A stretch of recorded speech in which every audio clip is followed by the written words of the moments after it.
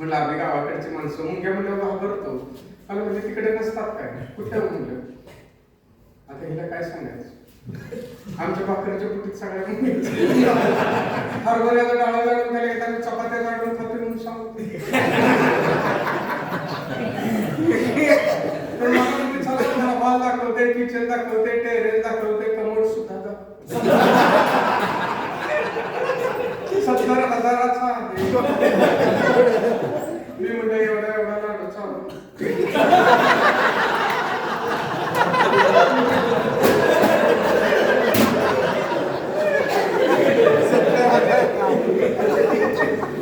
कशाला कोंबड दाखवतो, मोठे मोठे 4 घातले असते,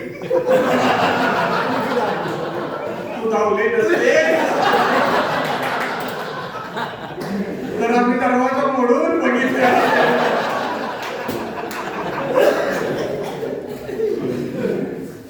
अशी सगळी अवस्था आहे. तुमच्यासमोर कथा ठेवतो, कधीच नावाने झालं. 20 वर्ष झाले कथा करतो. या अंगावर होताना सुद्धा खूप तुम्हाला कथा दिसते. निश्चितपणाने तुम्ही म्हणाले की आयुष्यात आम्ही अशी कथा ऐकली नाही, पण मलाही घरी जाऊन सांगता पाहिजे की 20 वर्ष झाले कथा कथन करतोय, पण आज 15 वर्षाच्या विद्यार्थ्याला मला आजपर्यंत मिळाले. मी जेवत होते तुमच्यासमोर कथेचं नाव हे जाणत.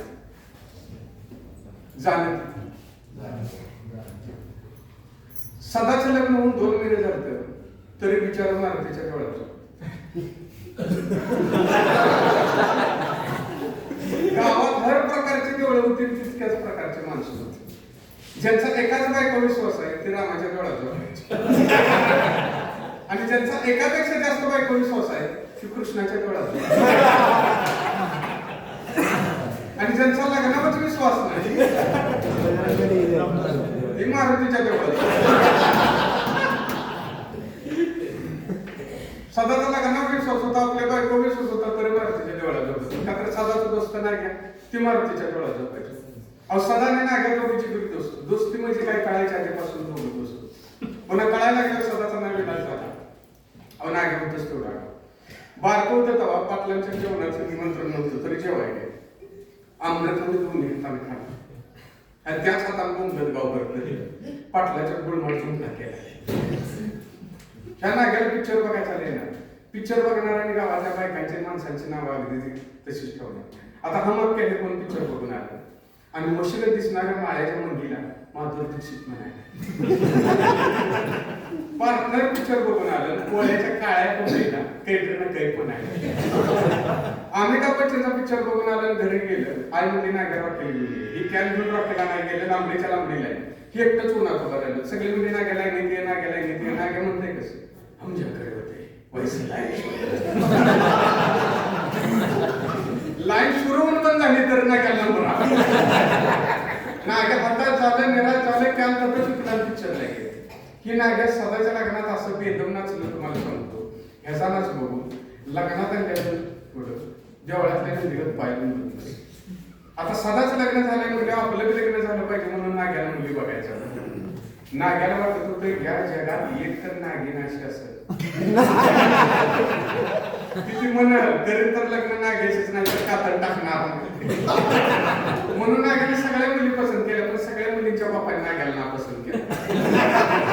मुलीच्या बापाने विचारलं तुझं सोशल वर्क काय, सामाजिक काम काय, मग याने सांगायचं का नाही, मुलासने ड्रॉप दिलं, जहाजने पाणी घातलं की म्हणतोय गावात कुत्रे मारायची मोहीम राबली आणि सगळे कुत्रे एकट्याने मार. मुलीचा बाप नाक मुठी धरून घातलाय. नाग्या म्हणला सगळ्यांना मुली, नाग्या चांगला माणूस आहे, नाग्या चांगला माणूस आहे. मुलीचा बाप म्हणजे नाग्या माणूस आहे, माणसात नाही. मग नाग्याने विचार केला, चिंतन केलं, मग नाग्याच्या लक्षात आलं की ज्यांचं ठरवून लग्न ठरत नाही अशीच माणसं लव्ह मॅरेज करतात. म्हणून नाग्याने लव्ह मॅरेज करायला 4 दिवस घालवले. 4 दिवसात नाग्याच्या लक्षात आलं की लव्ह मॅरेज करण्यासाठी समोरच्या पार्टीचं जे आपल्यावर लव असणं निर्धार.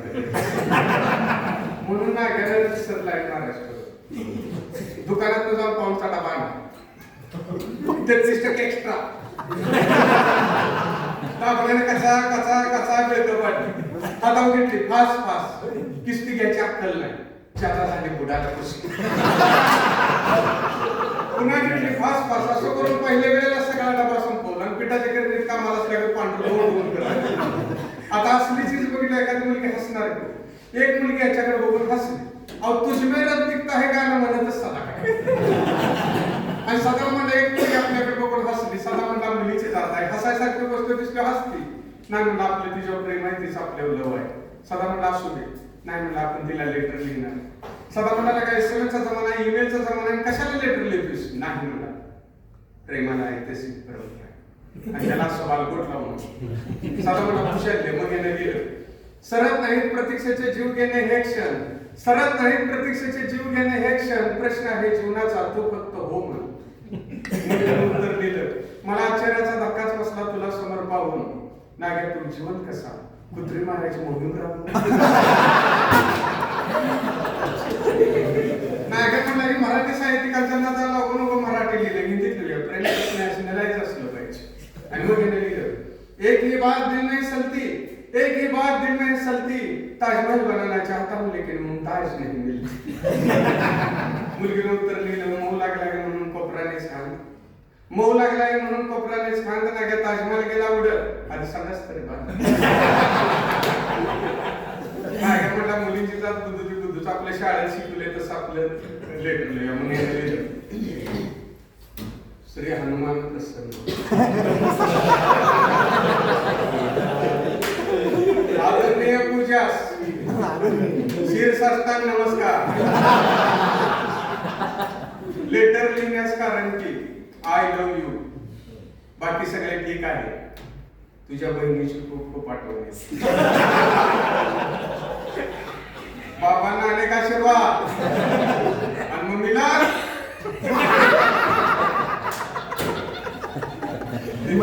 असा मार असलं ना घ्या पिक्चर बघून कुणाचं तर चळका मारून पाट्याच्या 5ला मारुतीच्या देवळात झोपायला तर शामू गणगण देवळाच्या तोंडाला झोपतो आणि ते गालात का तर ते काल नामानाच्या सोन्याची नदी उचलू लागली आणि ती सुंदीच्या स्वप्नात आली. नाग म्हणायला काय बळबळ झाले का असं म्हणून आत बघितलं तर लग्नातली नवी थर्ड ड्राईव्ह घेऊन सगळा झोपल्याला बघितला आणि हे जे तळ पाहिजे मस्तकालाच गेली. मला लग्न म्हणून 2 महिने झाले बायको सगळं साधं बोललं नाही. लग्न झाले तरी तेवढा झोपतोय. मी ह्याला रोज उठवून घालवतोय. आज जरा लेट झालो ह्याला उठा येत नव्हतं का असं म्हणून शामूगणच्या नरड्यावर पाय घेऊन आली. शामूगणकाला वाटलं नामानाच्या सुनेलाच आपल्या नरड्यावर बहिणी चुकलं म्हणून नाग्याचा पाय नाग्याने पाय झिंगाडला आणि दोघा तिघाला तुडवून जाऊन असे सदाला लागला की सदा केव्हा निघून गेले आणि पाटाचा काढा पडला म्हणून गुन्हा पांढरा ती म्हटलं का कुत्रे मारायची काठी घेऊन मागे लागलं. नाग वेळात बसावं तसं नाग्या बोळा तिकडच्या तिकडं अंधाराचा फायदा घेऊन सदा घराकडे निघाला होता. लग्न होऊन 2 महिने झाले. बायकोसाठी सारखं बोललं नाही. लग्न झाले तरी तेवढा झोपतोय म्हणजे माणूस नाव ठेवणार नाही म्हणून आपला अंधाराचा फायदा घेऊन घराकडे निघाला होतं. तर रोबापा स्वतःच्या घरापुढे कमर हात ठेवून उभा राहिला आणि तिची बायको इकडे मांडी घालत होती. रोबापाला कमर हात ठेवायचा नाही ना पंढरपूर चुकतो पांढरागाच्या वाहनावर गेलो पण गुन्हावर गेलो दिसल तिची मापा काढायची हे ओळखला आपल्याला काय तर म्हणणार आणि बघून न बघितला कधी करत निघाला. तर रोबापा म्हणला सदा मिळून मागे बैठून रोबापाच्या बायकोला म्हणला वहिनी गाड्याच्या आवाजात हाक मारली काय नटरन बघून आलाय. नाही म्हणला मी मारले म्हणला काय सांग मग किमान हसायचं तर किमान दात तरी दिसलं असतं. म्हणला मला एक सांग तुला बायको पसंत आहे. सदा रोबापाच्या बायको आणि म्हणला नको काय तुझ्या संग बोलायचं महिना हिला मिळून काय म्हणला तुझी म्हणला हाय का मग म्हणला देवळात का झोपतोय साऊ म्हणला घर लहान आहे आहे म्हणून देवळात झोपतोय. मला मनात आणला असतास तर ताजमहाल बांधला असतास. लग्न करताना पत्रिका बघितली होतीस का म्हणला नाही हो. मग म्हणलं असंच व्हायचं माझी जन्मवेळ चुकली होती तरी मी पत्रिका बघितली. सदा म्हणला आप्पा तुमची जन्मवेळ चुकलेली नाही तुम्ही चुकीच्या वेळी झाला.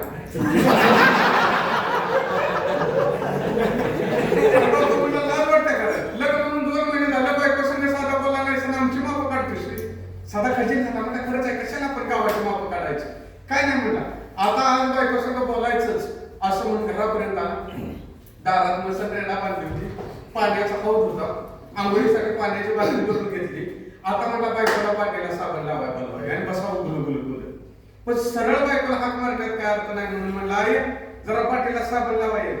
त्याला वाटलं आई म्हणाल जाग जरा लेकराच्या पाठीला साबण लावून मी लाजून उभा राहील. तर आई पासून कोणच आहे पण आली काय ह्याच्याकडे येईल का नाही म्हशीकडे गेली आणि मस घासायचा असला म्हटला आणि सदा म्हणत धरला खसा खसा खसा खसा पाठ घासायला लागली. ससा सोडल्यागत पाठ हुशार पाठ घासणे घासणे त्या रक्ताळलेल्या तोंड्याकडे बघितलं म्हणजे अरे सदा मी मस घासायचा तोंडा घेतलाय. वैरण म्हातारपणामुळे नजरच कमी आहे. अगं म्हणले तुला काय करायचं वैरण म्हणजे आता काय करायचं म्हातारपणामुळे कळणच. आता ही मस घासायच्या तोंड्या म्हणली पाठ निघती थांबली रेडा घासायचा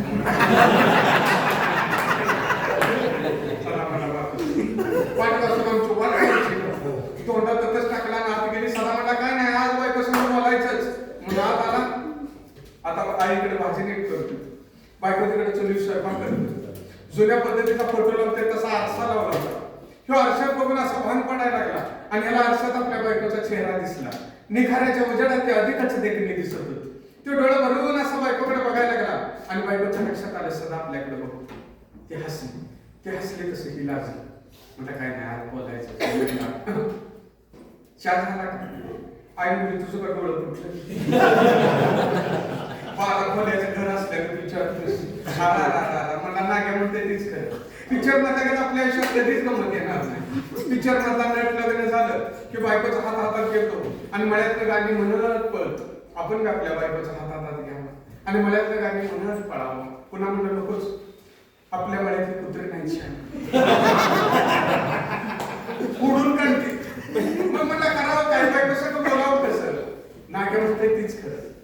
पिक्चर मधला नट लग्न झालं की शर्टाचे बटणं तोडतो आणि ते तो लांब फेकून आणि बायकोला म्हणतो माझ्या शर्टाचे बटणं काय झाले. मग बायको येते स्विंग लावते त्याच्या शर्टाला बटणं बसतात दोघं जण गुलू गुलू बोलत.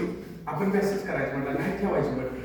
गेला रुपये घेतलं करा करा करा करा कापली दिली फेकून आणि आत गेला म्हणला आई माझ्या शर्टाचे बटणं काय झाले. आई म्हणून ती काही ठेवा जा आणि म्हशीला रेड्याला पाणी लावून तोपर्यंत ती लावते. त्याने शर्ट काढला कवला बाहेर गेला 2 बाटल्या भरून घेतल्या. म्हशी पुढे ठेवली रेड्या पुढे ठेवली. दोघं मचा पाणी प्यायला लागली. उशीर त्या रेड्याकडे बघितलं म्हणलं आईला माणसाच्या जन्माला जायला त्या रेड्याच्या जन्माला गेलो असतो बरं झालं असतं. निदान त्या म्हशीकडे बघून आमराय तर गावला असा विचार करून आत आला. बायको शर्टाला बटणे लावते तोपर्यंत पॅन्ट घालाय म्हणून पॅन्ट घालाय गेला तर पॅन्टला बटणं कुठे आहे. आईला म्हणाय अगं माझ्या पॅन्टची बटणे काय झाली. आई म्हणजे अरे साधा घरात बटणं आहे तुम्ही म्हणून पॅन्टची काढली आणि शर्टाला लावली. अगं मी पॅन्ट घालू कशी तिच्या पोत्याला सुतळे म्हणजे बांध पुन्हा साधारण कशी तर पॅन्ट घातली आला तर नाग्या नटून तुटून उभा राहिला. नाग्या म्हणला बायको संग बोललास का. सदा म्हणलं मलाच कळलं नाही कसं बोलायचं. नाग्या म्हणला माझं लग्न होईना तुझं होऊन काय उपयोग. आपण लग्न झालेल्याला विचारूया की बायको संग पहिल्यांदा कधी कुठे काय बोललास. 10 मिनिटं थांबली अनिल सांग म्हणजे अनिलराव तुम्ही बायको संग पहिल्यांदा कधी कुठे काय बोलला सांगता का. अनेक कवीस म्हणला मी बायको संग पहिल्यांदा कधी कुठे काय बोललो तुम्हाला अगदी सविस्तर सांगतो पण मला आधी सांगा कुणाच्या बायको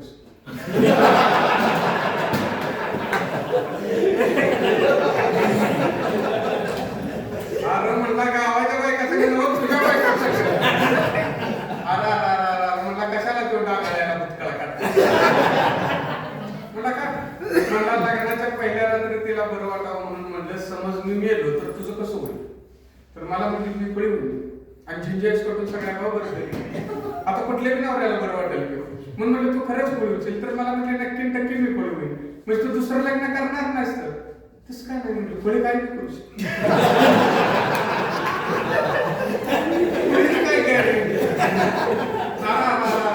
सामान्याला विचारल्यामुळे असं झालं. गावात एक माझ्यासारखं कथा कविता करतो आणि त्याचं लग्न झालं. त्याला गावात का फुडाकलं ती गावात का होते ती रानात आंब्याच्या झाडावर वहीन पेरी घेऊन बसली आणि पोपटाकडे एक टक बघत होतं आणि चिमणी कविता आणि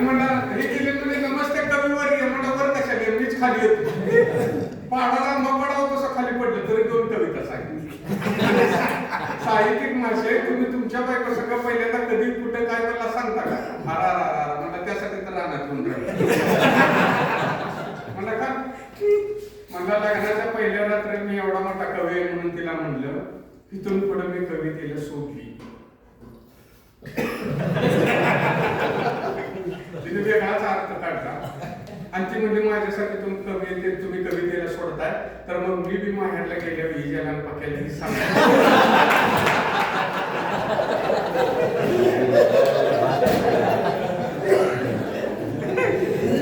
नाग्या म्हणला आता तूच काय करायचं ते कर.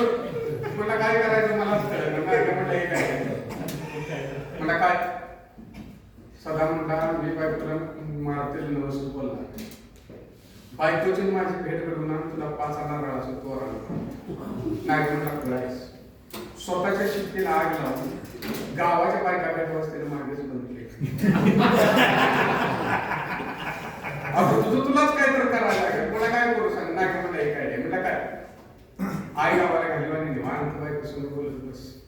सदा म्हणला गावाला जाय आई गावाला जाणार नाही. मी कशाला एवढे पिक्चर बघतो नाटक बघतो तुझ्या आईला गावाला घालवायच्या अवघड म्हणलं. संध्याकाळी 6 वाजता येतो तुझ्या आईला गावाला घालवतो म्हणून. 6 वाजता गेला दिवस मावळ दिले गेला तर सोनेरी त्याच्या अंगावर पडली होती आणि सदाच्या आई म्हणून बसवली गेला म्हणला नमस्कार करतो. सदाच्या आई म्हणजे नाग्या सदाचं लग्न झाल्यापासून इकडे फिरकायचाच बंद झालास. नाग्या म्हणला काकू महात्मा गांधीजींनी म्हणले दोस्ताचं लग्न झालं की पुन्हा ते घराकडे स्वतःच्या म्हणजे गांधीजींनी ही म्हणले मला तुला खरं सांगू का मीच म्हणते पण या देशात गांधीजींनी म्हटल्याशिवाय कोणाला आम्ही काय म्हणता महापुरुष आहे आमच्या काही गडबडीची सुभाषित नाग्या सदाच्या म्हणजे नाग्या सदाच लग्न झालं आता तुझं लग्न झालं म्हणजे मी मारायला नाग्या म्हणतात प्रयत्न चालू आहे.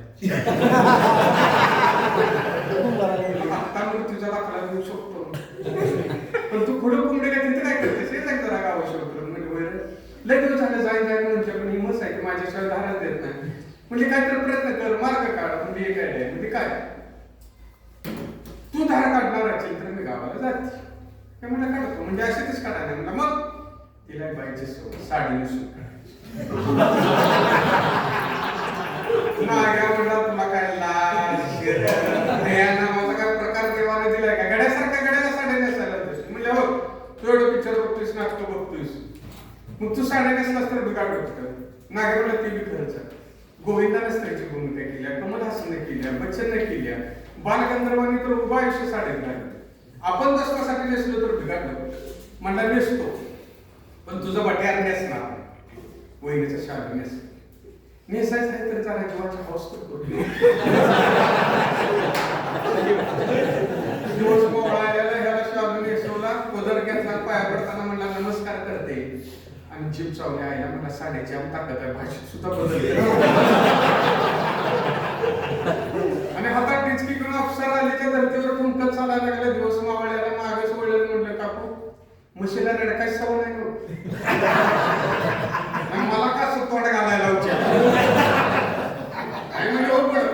विचार मग पहिल्यांदा साडी नेसलो म्हशी मागे गेलं म्हशीच्या कासात हात घालायला गेलं म्हशीला एक पॅकेट दिली तू उचलून सदाच्याने एक माकड उडी मारली घरात जाऊन दार लावलं दुसरी पॅकेट दुसऱ्या गलपंडावर बाहेर आलं दिवस मावाळ्याला हाताचं साडीचं शेण हौदावर वापरून काढायला गेलं तेवढ्यात सदा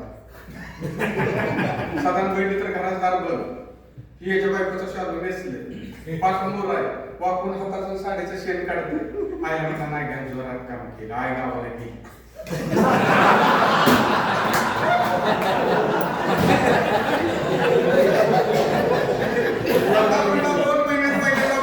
संधी गावली जरा गंमतच पावलानं आलं वाकलेल्या नाग्याच्या पाठीवर हात टाकला नाग्याला वाटलं म्हस सुटली म्हणून हौदाच्या पलीकडे उडी मारून पळाला साधा म्हणला 2 महिन्यात पहिल्यांदा बोलायची संधी गावली तुम्ही पळाय का लागले सदा त्याच्या मागं पळायला लागले नाग्या गुडघ्याच्या वर साडी घेऊन पळत आईला म्हणला जातीला लोटणा तर घालाय वारातून उंडरणाऱ्या वासराचा कासरा धरावा तसं पळणाऱ्या नाग्याचा पदूर धरला. नाग्या गरा गरा गरा फिरलं, साडी तिथंच टाकली पळा. सदाच्या ध्यानात सुद्धा नव्हतं की साडीच्या आत नागे असेल. आणि नाग्याच्या मनात सुद्धा म्हणतो की आपल्या चौकात वस्त्र आहे. सदाने काय कळालं, वळा केलं, 2 घास खाल्ले, देवळात गेला. श्यामबंडकर दोन आभार बाप्पा सगळी बसली. तेवढ्यात नाग्याच कोणा असलं सुचलं. हनुमान कोण नेमकं ओळखत ना. सदाकडे लहान केलं, जाऊन बसला. मारुतीकडे पण लहान केलं. असं नेमका दिव्याखाली बसला, भूताकडे दिसायला. श्यामबंडकर म्हणला, नाग्या तोंडाला काय झालं? नाग्या म्हणला, मूळ चावले. तसं सदा हसले. सदा हसले म्हणला, तुला लाज वाटते? लग्न होऊन 2 महिने झाले, बायको संग साधा बोलला नाहीस. आम्ही प्रयत्न करतो, तो आम्हाला हसतोय. श्यामबंडकर म्हणला, बायको संग अजून बोलला नाही. नाग्या म्हणला, सगळ्या गावाला माहित आहे, तुम्हाला माहित नाही. श्यामबंडकर म्हणला, बायको संग आयुष्यभर वरमान करून बोलायचं असलं तर काय केलं पाहिजे? नाग्या म्हणला, बायको संग आयुष्यभर वरमान करून बोलायचं असलं तर बायको किमान आपल्यापेक्षा एका फुटानं उंची.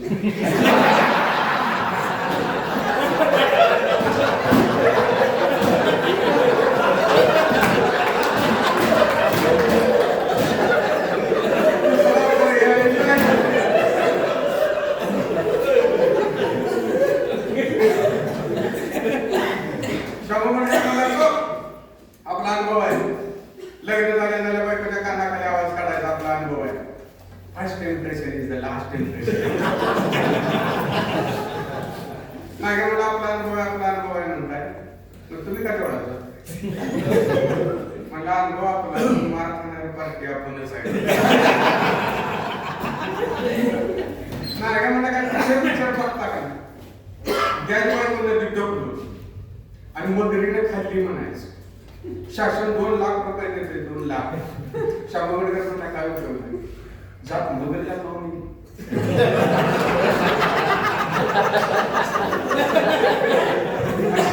मला 5-50,000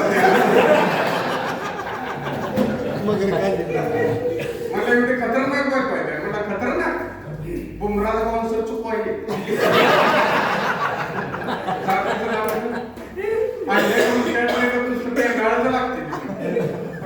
असली कसले राहिले काच्या संसारात आडवी पडते? सदा मला या जगात कोणाचीच राहिले काच्या संसारात आडवी पडते का? माझ्या वाच्या मागाने सगळ्या गावाच्या बांधून सुनतीने मला लहानाचं मोठे केले. लग्न झाले मला हजारदा म्हणजे मला गावात गमत नाही, मी रानात राहते, मला गावात गमत नाही, मी रानात राहते. पण ही न कळले कमी दूध फळा नाही. अहो हयात असलेली आई जर घरात नसेल तर त्या घराला घर पण नाही. सगळ्याचं डोळं पांढरं नागे तर दुमसून रडायला. सुजलेल्या गावाला पर्वत मंडला कसाला तुला म्हणता विचार म्हणतायस, मी तू काय करतो? कुठल्या तर महापुरुषाच्या पुतळ्यात आणि झोपल्या. तू बोला म्हणून आम्ही प्रयत्न करतो, तो आम्हाला इमोशनल ब्लॅकमेल पहिला सांगणार मारुतीची शपथ आहे मला, जर बिन तिच्या संग बोलता आला तर या मारुतीच्या शिफ्टीने गाळावलं सदा मला प्रत्येक गोष्टीत असणं, प्रत्येक गोष्टीत विरोध.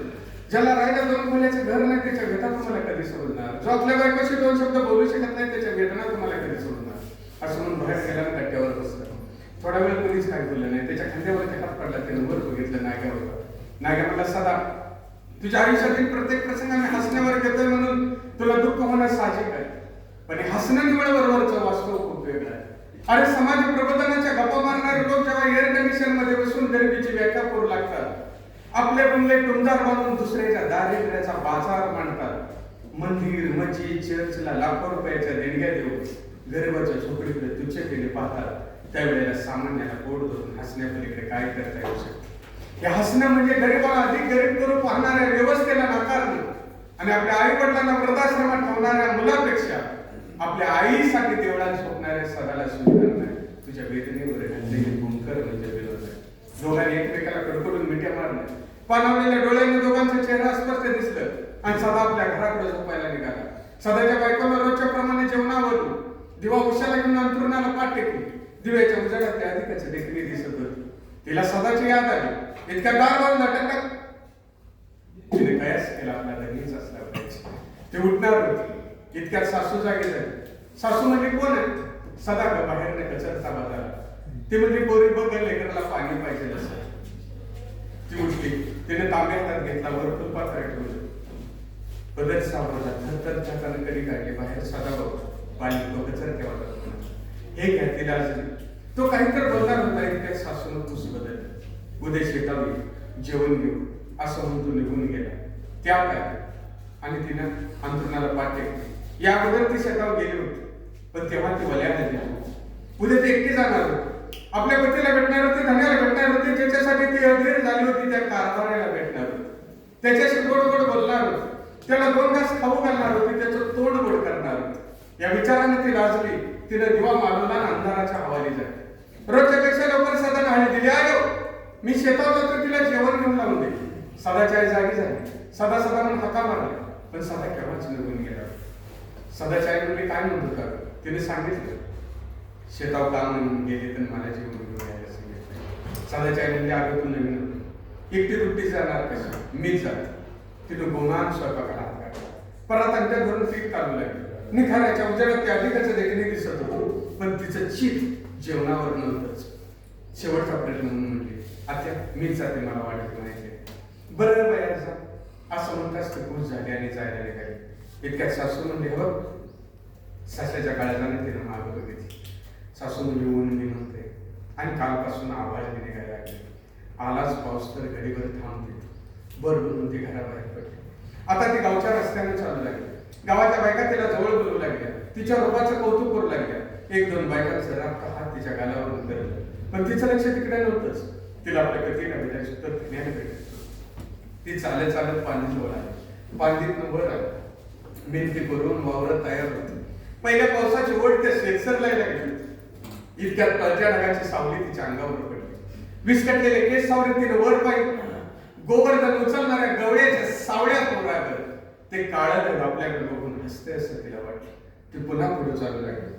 सरी सोडलेल्या वावरात बायकाला गुईने काहीतरी टोकत होत्या सकोची देखणी सून पाहताच वाकल्या बायका कमरला हात लावून उभ्या राहिले आणि तू शेताव कशी म्हणून विचार तिने सांगितलं यांचं जेवण घेऊन आले त्या बायकाने वर बघितलं निळा आकाशाचा काळा आभाळ होऊ लागलो आज पाऊस येणार हे त्या बायकाने ओळखलं त्या गालात हसल्या ती पुन्हा पुढे चालू लागली ती चालत चालत आपल्या शेताजवळ आली तिला पाहताच सदाने सफराची वाट धरली सदा सफरात शिरताना बघितलं की ती थबकली तिचे पाय जड झाले कसा कोरडा पडला तापल्या जमिनी शेकडून होऊन त्या शिलकीने चालू लागली आता आव्हान लगेच सुरू झालं आता नाही तर कधीच नाही वेड्या वेगाने ते काळं ढग पिचून भरलं होतं सुकण्या ओठावर जी होती सफरात शिरली आज तिचा पती पावता त्यांनी पावता ज्याला भेटायला ते अधीर झाली होती तो कारभार उभा होता इतक्यात वाऱ्यानं उन्हाळ गती घेतली आणि पावसाची पहिली सर घेऊन तो सफरात शिरला त्यांनी शान पदर सावराच्या विसरले वारात येऊ नये म्हणून त्याने दार लावलं आणि आता पावसाचा संयम सुटला धरतीला भेटायला सनाट्याने धावला भरून आलेला आभाळ बरसून बरसून मोकळं होतं पाऊस पडत होता जमीन भिजत होती सृष्टी धर्माला निसर्ग साथीने जागला होता रबर होणाऱ्या पावसानं उभी सृष्टी नाही तापली शेतकारकी झाली सुकली पाने हिरवी झाली यस्कारला सरदा कुंकणात शिरला नाचणाऱ्या मोराने आडसा धरला रपरपणारा पाऊस हळूहळू कमी झाला अंगावर दैवात घेऊन साड तृप्त झालं पाखराने अंग झाडली कोकराने ओंडक्यावर उड्या घेतल्या कोलीत सबार त्या शिवारात अंगणी तळत उभा होता भिजलं दार ते नदीन उघडलं आणि गावात भिजलेल्या गुलाबाच्या फुलासह खाली मान घालून ती घराच्या दिशेने चालू लागली तिच्या मनाचं हलकं फुलकं पीठ चालू होतं तिच्या मनाचं हलकं फुलकं पीठ चालू होतं एका परीचं आज फुल झालं होतं फुला वाऱ्यात तिच्या अंगावरून गेला आणि सुगंधित झाला निसर्गाशी एकरूप होऊन त्यांनी सुखावली होती ती नांदती होतीच आज जाण्याची झाली